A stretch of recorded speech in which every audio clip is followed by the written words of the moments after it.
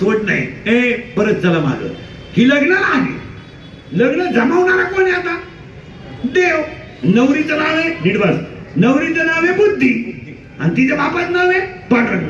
आणि त्याने नवरदेव पाहिला नवरदेव. पण नवरदेव कोण पाहिलं माहिती का? कोणत्या गावात गेलं? मग शरीर रूपी गावात तो नवरदेव पाहिला.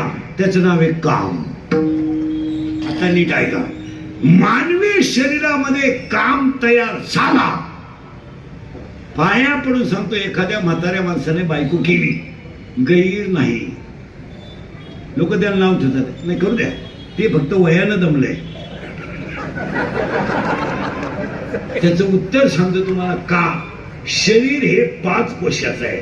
अन्नमय कोश, प्राणमय कोश, मनोमय कोश, विज्ञानमय कोश आणि आनंदमय कोश. आणि अन्न याच्यात गेलं का काम तयार होतो.